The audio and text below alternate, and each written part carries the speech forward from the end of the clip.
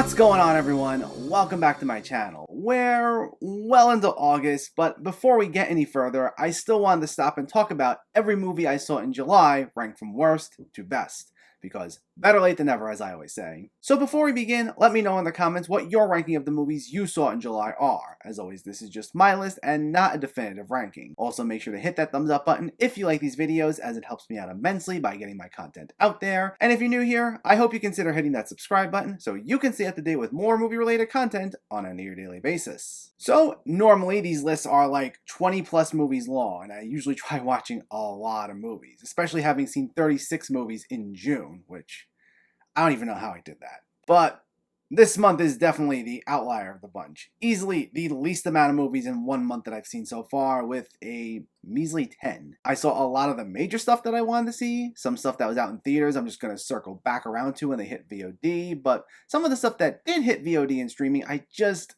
could not get around to. I have just been so busy. I've had a lot going on. I'm sorry if you were expecting a lot more on this list, as I usually do. But for what it's worth, by the time this video is out, I've actually seen more movies in August than I did in July. So hopefully we'll get back to something that's a little closer to normal. It happens though. So I'm not going to waste any more time just rambling on. So let's just jump right into the list. In last place is The Princess, Hulu's medieval action movie that at first glance seems like it's going to play things as a violent, hyper-stylized, foul-mouthed action comedy, and there are times it does play a little into that, and it can occasionally feel fun as a result. However, when it's not playing into that style, the film will drastically shift to something considerably more serious and straightforward, and not only does it lead to the film feeling tonally confused, but it's not even like the serious moments are anything interesting, as it otherwise plays things up as your standard medieval drama about a princess escaping an unfit suitor, being as by the numbers as it can be when not in an action scene, making for a film mostly devoid of a personality. Number 9, The Forgiven, the latest film from John Michael McDonagh that's based off a critically acclaimed novel that tackles racism, classism, forgiveness, redemption, and the possibilities of being past the point of redemption. But the thing is,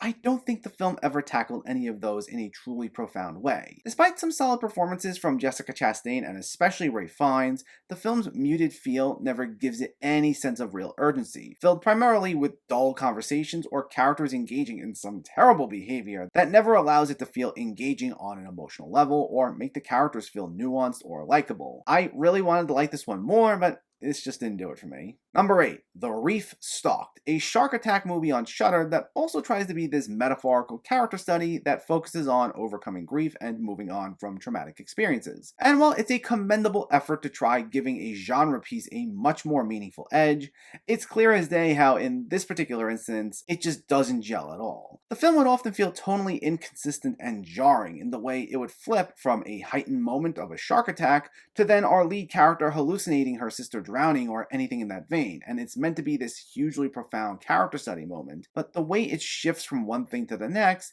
each scene would undermine what came right before it emotionally. Add to that a CGI shark that could have looked a bit better, it would often suck this movie of any dramatic tension it could have had, leading this to miss the mark for me. Number 7, Moloch, yet another slow burn horror movie on Shudder that relies a lot on its atmosphere rather than being consistently engaging on a story or character level. It's got some cool moments and impressive visuals, and it's well acted, as these movies always are. Plus, I liked its folk horror elements of this ancient being potentially haunting our protagonist, but otherwise, this feels like every other minimalist slow burn horror movie out there, and it only does so much on a story level. While you might enjoy this if this style is your thing, and it's definitely not a bad movie, it's nothing I need to revisit. Moving on to all the movies I did like, at number 6 is Anything's Possible, a sweet romantic comedy from Billy Porter in his directorial debut. The film structure does borrow a lot of familiar elements, and it'll make it feel a bit predictable, but it also uses said structure to explore topics like gender identity, and it does so in a gentle, very uplifting manner, especially thanks to its sharp sense of humor and its sweet chemistry between its two leads. Despite playing into plot points we've seen before, it has great representation, and at the very least, it will put a smile on your face. Number 5, The Sea Beast, an old-school swashbuckling adventure that might feel like How to Train Your Dragon by way of Pirates of the Caribbean, and while that does lead it to having a bit of a familiar storyline, it's actually not just another cheaply made pandering animated film just dumped on Netflix. The film takes its familiar setup and channels that into telling valuable lessons for younger audiences in a way that doesn't feel like it's talking down to them. But it also manages to be fun for the whole family due to its nice sense of humor, stunning animation, and gripping action scenes, along with two endearing protagonists. While it's unfortunate we're getting this at a time when Netflix mentioned they are scaling back on a lot of their more ambitious efforts, hopefully we get more films like this from them in the future. Number 4, The Gray Man, the latest film from the Russo brothers that admittedly does feel a bit like your typical spy thriller about a secret agent who gets betrayed by the agency he was once loyal to. But man, it is entertaining. Once we get past a lot of exposition, which really doesn't amount to anything too meaningful,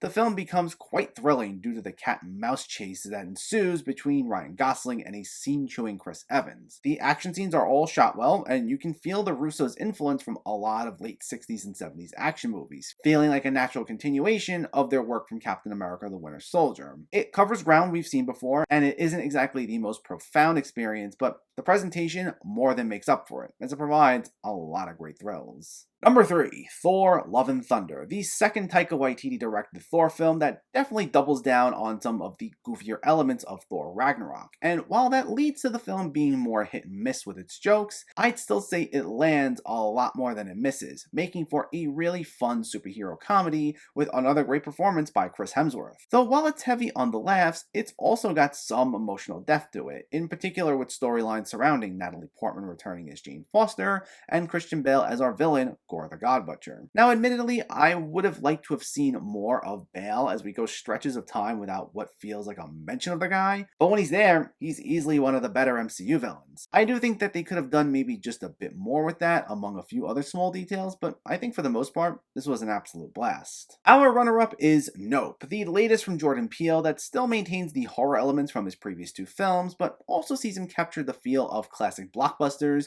primarily those by Steven Spielberg. It's a very funny film that also manages to be quite gripping, especially as it leans in a lot into sci-fi thriller elements. But what's great too is that Peele also manages to find a way to balance out all the spectacle of seeing something you once thought was impossible, along with showcasing a lot of thematically rich elements, including his odes to the underappreciated members of film crews, to the tragic cycles that can be caused by trauma and the exploitation that may follow. Now, sometimes that exploration leads to a few sequences that some may question why they were included, but it's also not so ambiguous that it gives you nothing to work with. And if anything, it adds a lot of great rewatch value, and it also doesn't take away from the fact that it is such an overall entertaining story. I had a great time with it, and it further cements why Jordan Peele is one of the best filmmakers currently working today. But in first place easily is Marcel the Shell with Shoes On, a film that seems figuratively and physically small in scale with its minuscule budget and limited cast, but it fully utilizes all those elements to their max, telling one of the year's most emotionally profound and funniest movies. The film contains a beautiful mix of live action and stop motion animation that blends so seamlessly together, and it has such a sharp sense of humor, not even due to the fact that it tries so hard to tell all these gags,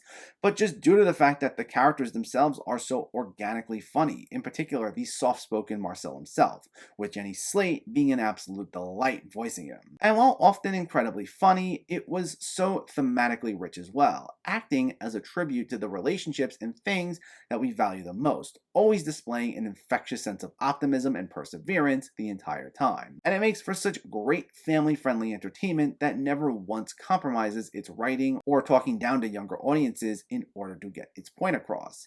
It's an absolutely wonderful experience, it's easily one of my favorite movies of the year, and it comes in as my number 1 movie of July. But let me know, which movies in July did you like the most? Was it anything I listed here? Was it something I left off? Let me know in the comments below so we can discuss. Also, if you enjoyed this video, please give it a like and share it. And for more movie reviews and film discussion, please make sure to hit that subscribe button to stay updated. Thanks for watching, everyone, and keep having fun with film.